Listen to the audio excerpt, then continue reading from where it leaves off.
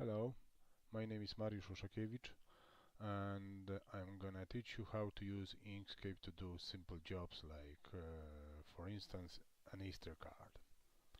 So this is the Inkscape interface.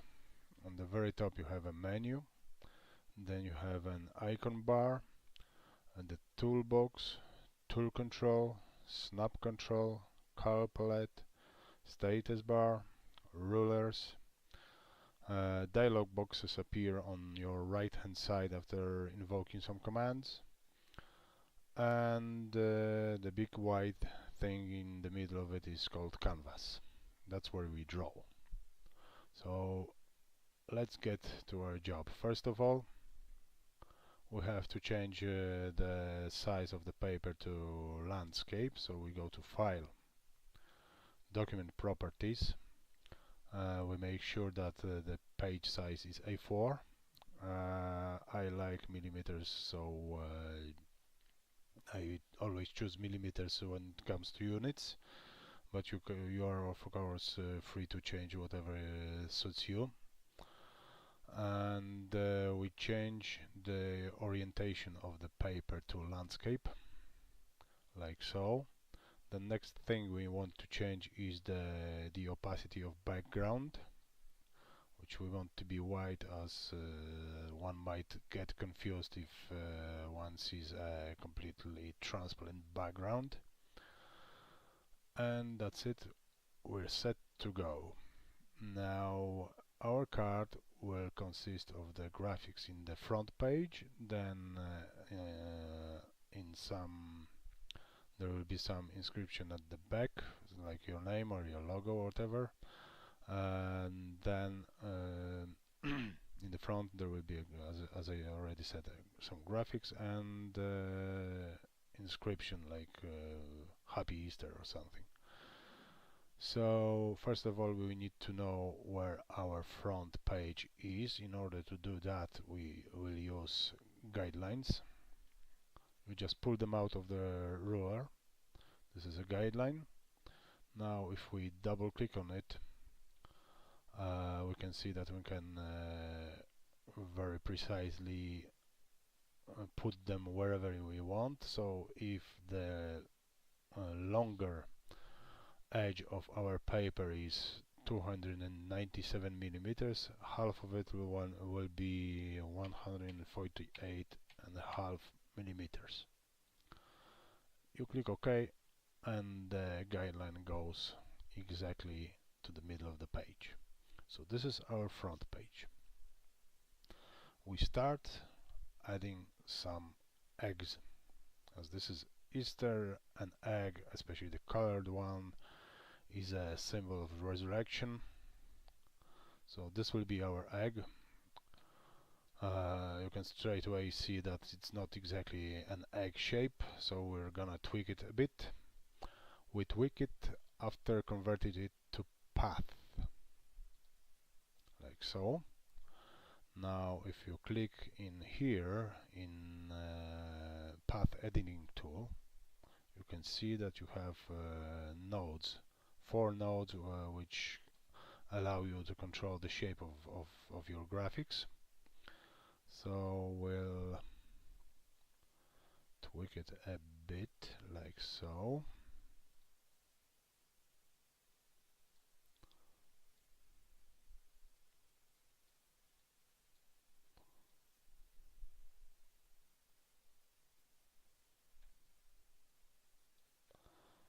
Yeah.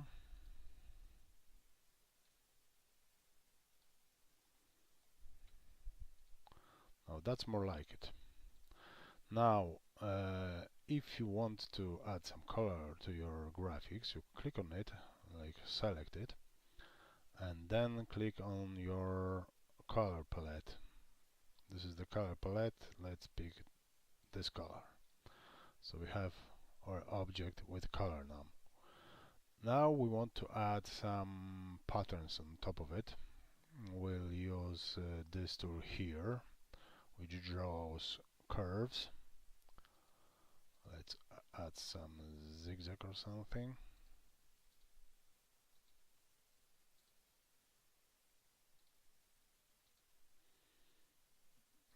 so. We don't worry that that zigzag goes out of our object. We'll deal with that in a moment.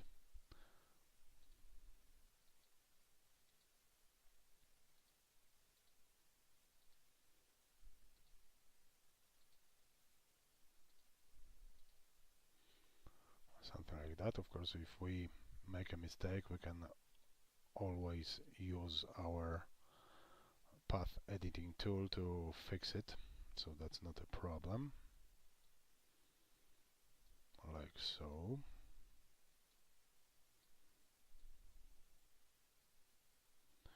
You select objects in Inkscape by clicking on them with your left mouse button, and you can also select objects by simply dragging a window over them. Now let's add another path.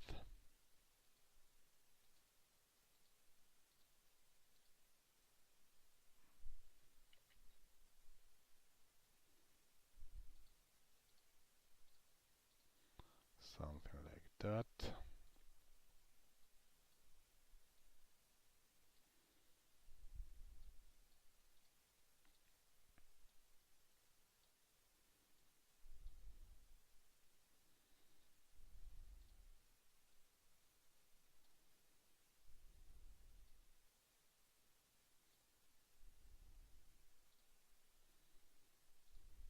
Yeah.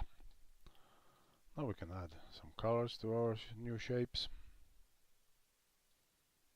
Like so. Just go crazy with colors. Something highly contrasting. You know, this is the time of joy, so don't be shy. Say this one. Yeah. Now we want those shapes to be contained within our egg shape, right? So what we do, we use the tool from the path menu, which is called intersection. What intersection does is that you select two objects and the program deletes both of them and creates a new object which is basically an intersection of the two objects. So we want those three objects disappear and be replaced with the objects which are within the egg on one hand, but on the other hand we don't want our egg to disappear, right? So we need to work on a copy of that shape, of this one. We make a copy with combination of keys on your keyboard, Ctrl D. It makes a new object on top of everything else, and now we select this one and this one. We go to path menu and hit intersection. There you go. This is our object which is within an egg shape. We repeat everything again, Ctrl D, then select the green pattern now, path, intersection. Selecting objects in Inkscape, you can select an object by simply clicking on it. You deselect the objects by clicking outside of any graphics. If you want to select more than one object, you just drag a window around them. And if you want to select objects one by one, you use Shift, like so. Also clicking again the object which is already selected deselects it. So the last shape, path, intersection. So now we have an egg with some patterns. Let's duplicate the whole thing in order to have at least 3 eggs. Let's change the color so that it appears that it's a completely different egg than the previous one.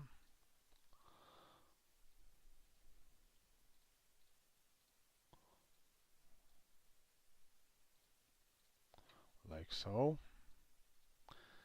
And let's make another egg.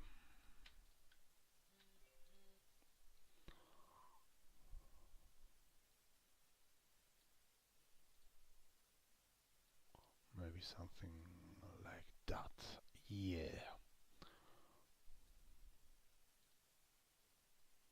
Just don't be shy about colors.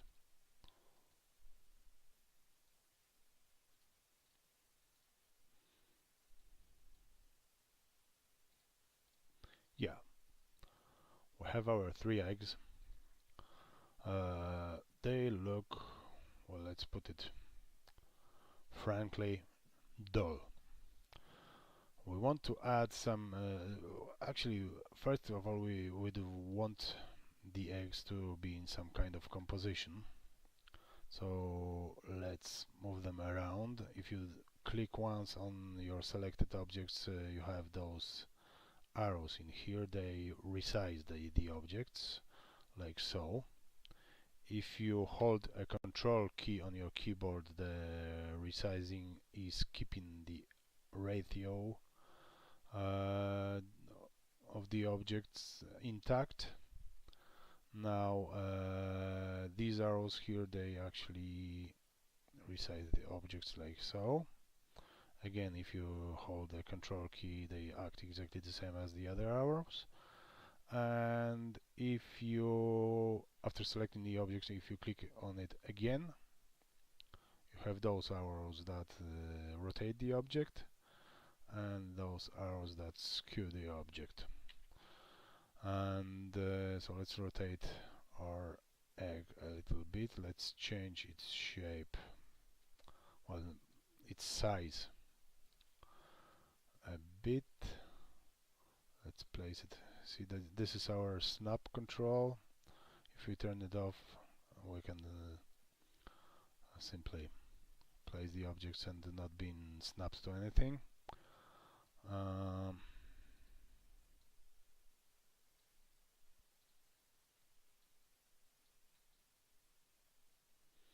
Now, if we want to send our objects under other objects, we either use page down or on our keyboard, which will send our selection one by one under the unselected objects, or we hit the end key on our keyboard, which will send the object as it is straight away to the bottom of the stack.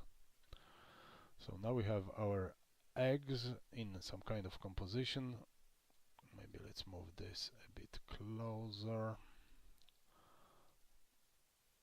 Let's rotate it so that the symmetry wouldn't be that obvious, like so. And still dull, let's face it. We're gonna add something which will make our eggs look three-dimensional. What we'll use for that will be a copy of our egg shape, and so let's just go with Control D, and the next thing we're gonna use is the gradient tool. We click on the gradient tool, you can straight away see that the options for gradients appeared in here. We pick the radial gradient in here. We click on our shape and we drag it like so. And those points here, like this one here and this one here, they are called stops. In order to make some highlights and shadows, like simulation of highlights and shadows, we need to add some more points. From my calculations, it appears that there have to be about 8 points in total, 8 stops. So let's add 6 points between those two existing. We do it by double clicking that blue line. So we have first stop, second stop, third stop, fourth stop, fifth stop, and sixth stop. So 8 stops. You probably noticed that they also appeared on this arm of our gradient as well. They are exactly the same stops. They will have exactly the same colors. So we don't worry about those stops. They are only here to maintain the shape of our shading. So let's invoke our color tool. We're doing it by double clicking on the status bar in here. There we go. And let's select one of the stops, and we want it to be white, right? You can straight away see that we have some kind of highlight in here. The next one will be also white.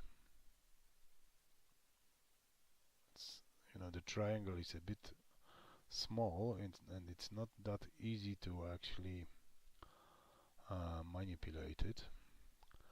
And this is the alpha channel, or in other words, opacity.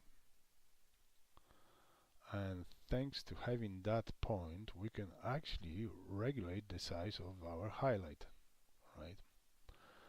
Now the next one will be also white, but it will be completely transparent, so that we could see the actual colors of our eggs.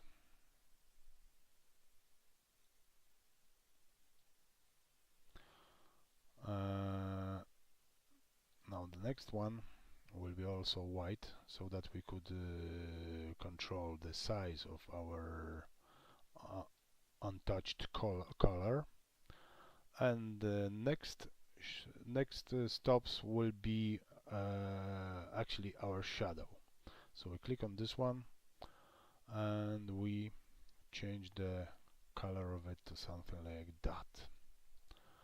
Let's increase opacity a bit, and you can see that you have an RGBA value in here, which is in hexadecimal form.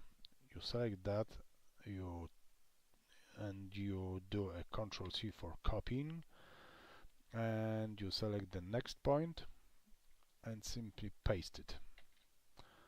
What I did was that the color of that point in hexadecimal form was simply copied to another point, and we're going to make some nice shadow terminator line.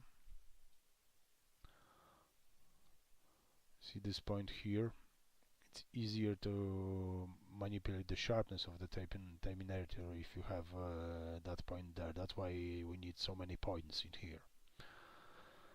So this is it. The terminator is more or less done. Then the next point will be, let's paste our shadow value again, but let's manipulate it a bit, make it slightly lighter and slightly less opaque. Now the next point will be again paste, and even lighter, something like that, and something like that. Yeah, that's it. Now you can move the whole thing anywhere in the shape. Let's just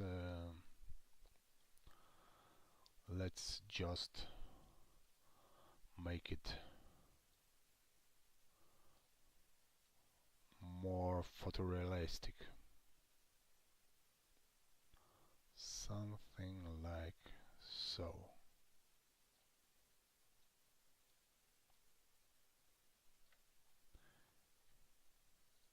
Yeah, that looks okay. Now we have to do exactly the same for our other eggs. So let's click on this one and do a Control D operation, and let's go to our gradient.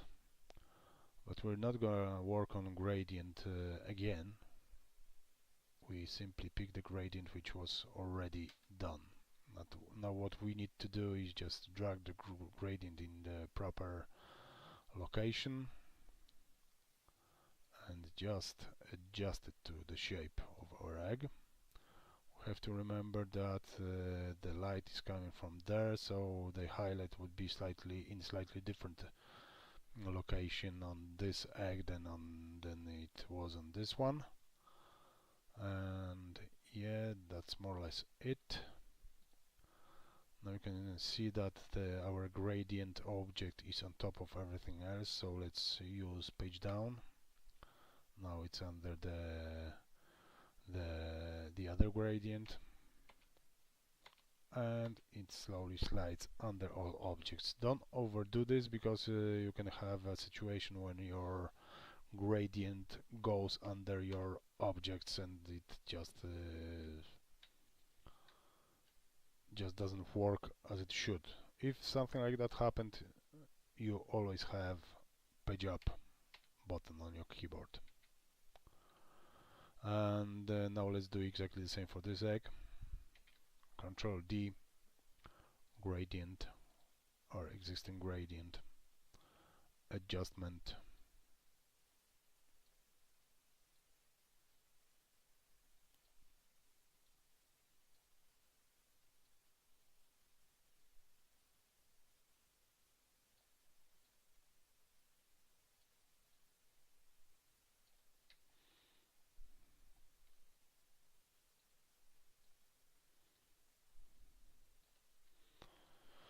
and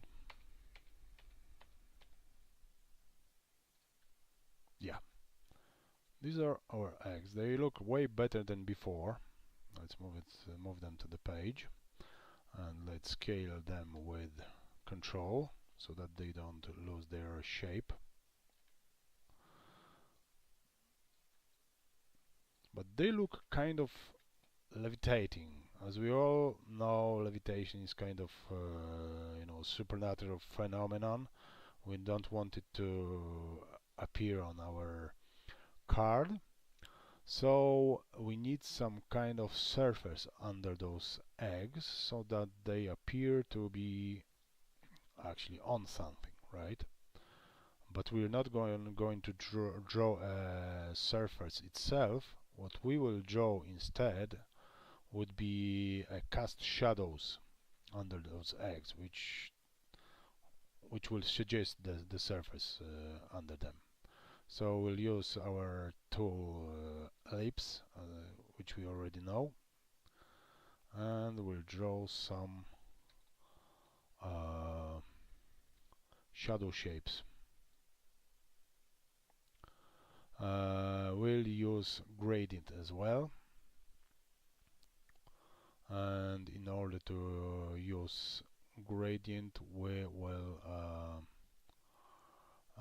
create a new gradient like so. The origin of the gradient will be somewhere here, and we won't need more stops on this gradient, because what we have at the moment is enough. So first stop will be something like so. The color is more or less okay, maybe slightly darker, and the next stop will be quite dark but still warm, and the opacity of it will be something like that. Now we don't need the outline of our object. You get rid of the outline with the X in here, but in order to get rid of your outline you have to press Shift key before you click on it. So Shift, and it disappeared. If you didn't use Shift, the color would disappear and the outline would remain intact. So we have our first object, then we copy it to another egg like so. We make it slightly bigger because it's a bigger egg. Then we go back to this egg and copy the object again. And now let's send our 3 cast shadows to the end of the of our stack of objects. And we have shadows, they are geometrically more or less okay. So we need to make them even more realistic, so we click each of them and we'll use a blur option in here. So let's increase the blur to something like that, because shadows are always blurry. In even the sharpest shadows, they have that blurry edge if you look close enough. Something like, oopsie daisy, 3.5. Yeah, that's it. And now we have our eggs that are put on some kind of surface which is undefined, but we can see that it's there. Now the next step would be to add some text in front of our page. We simply click on text and add some, say, Happy Easter. Now we have a list of fonts in here. We can choose whatever we want. I like, for instance, this one. It's called Amaranthi. What you need to not know about fonts, they are released under different licenses. I advise you to use the license which allows you to use the font for the purpose you're using. Always read the license. And yeah, if you want some nice fonts, they can be found on Font Squirrel or Google Fonts. So this is our inscription. Well, it's black, it's kind of, you know, not exactly as joyful as Easter itself, so let's change the color of it. Well, let's make it green, maybe slightly darker green. Yeah. And as we want it to go even more graphic-y, let's copy the text with Control D. Now we had two texts on top of each other, so let's move one of them like so, and it will act as a shadow under our main text. So we'll pick a color like that. We can straight away see that our shadow is on top of our object, which is casting the shadow, so we have to move it under the object. We use for it either page down or end key on your keyboard. Yeah, that's it. Of course, as I already said about shadows, they are never sharp, so let's make it slightly blurry. Yeah, looks good. We can maybe make it a bit like that. Make the eggs slightly bigger.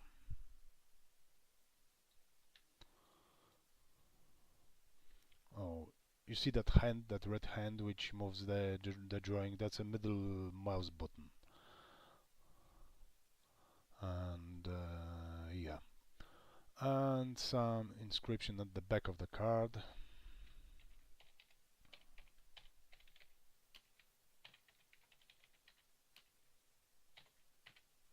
Something like that. Let's use our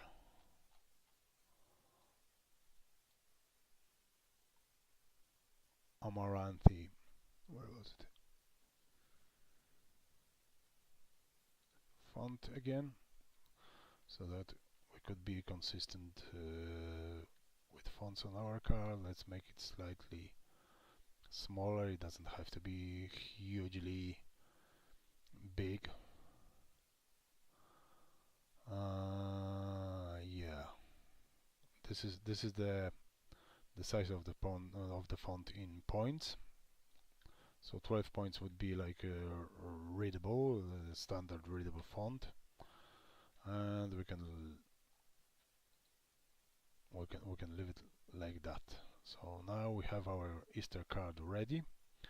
All we need to do is to print it, and first of all we need to save the drawing. Let's name it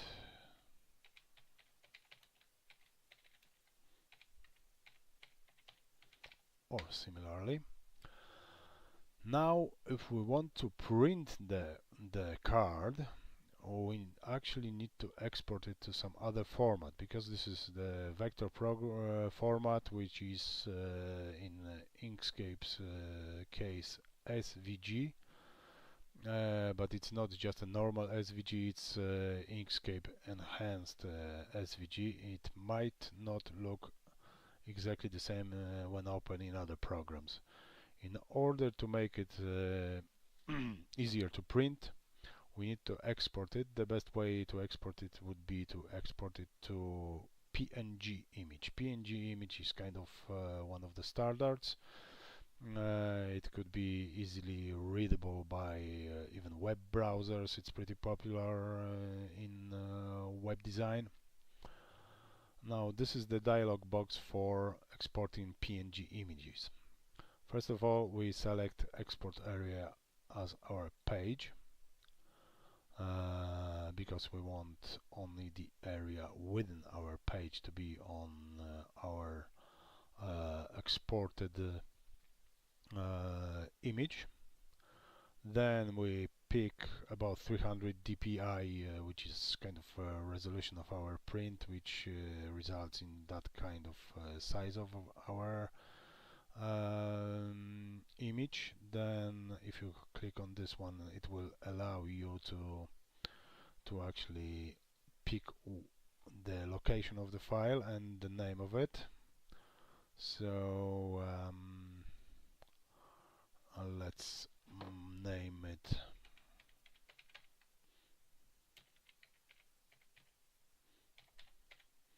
something like that, and we are good to go now. When you hit export, and it's done. Now our drawing is done. When we go to the file manager, we go to our Easter egg, and when we double click on our newly created card, that's what we get. Now depending on the printer you're going to print the card on, you can print it on your own printer, or you can print it you can actually pay someone to print it more professionally. Colors will be always somewhat different. This is due to the monitor. That monitor is displaying colors in RGB mode, which is red, green, blue, and there is no way to display such kind of colors on paper, apart from converting them to the cyan, magenta, yellow format. So colors will be close to what you have on your screen, but they will be somewhat different as well. And if you carry it to the printing house, you could just order that they fold it for you. And if you decide to print it yourself, then all you have to do is just mark where the middle of the card is and just fold it yourself. So that's it for today. Hope you understood everything. If you have any questions, please don't be shy to put some comments under the video. Thank you very much. Bye bye.